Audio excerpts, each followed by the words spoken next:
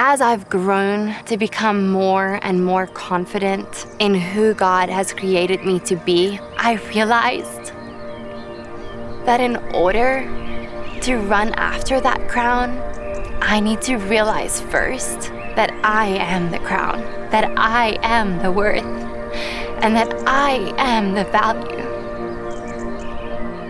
And so are you. I don't have all the answers, and there's a part of me that doesn't even feel worthy to share this message, but I will say that I do feel so called to share this message. When I first sat down to write this book, to be very honest, I stopped writing the book because I realized I had the stories, I had the experiences, but I had not figured out the purpose yet. There was so much where I personally had to still dig deeper. There were seeds that needed to be planted in order for me to be able to flourish. I did a ton of digging in my personal life, and when I picked up my pen or my MacBook to start writing A Crown That Lasts, I realized that so much of this book was therapeutic. I realized that so much of the message I was writing to you, I was writing to myself as well. Have you, maybe, like I have, rooted a big part of what you thought your identity was in something that could be perishable, something that might not last forever? You see, when I stood on that stage and I handed over my crown to the next Miss Universe, the very rightful next winner, it felt like I gave away a part of my identity with that crown.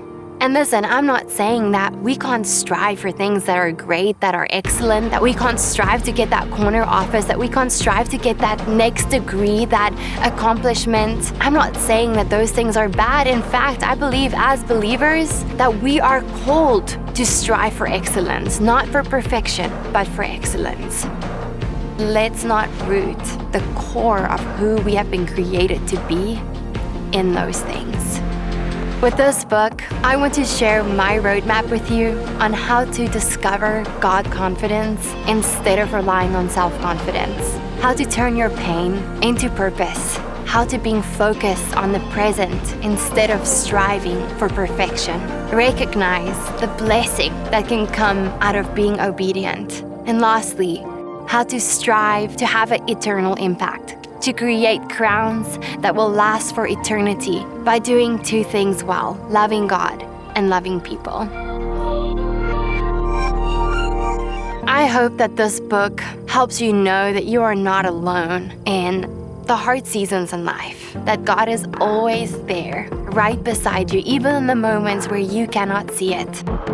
And no matter the mistakes you have made, no matter the labels that this world has placed on you, you are not defined by those words. You are not defined by those actions. You're not defined by those trials, by those messes in your lives, by the pain that you have worked through. The only thing that truly defines you is what the creator of this universe says.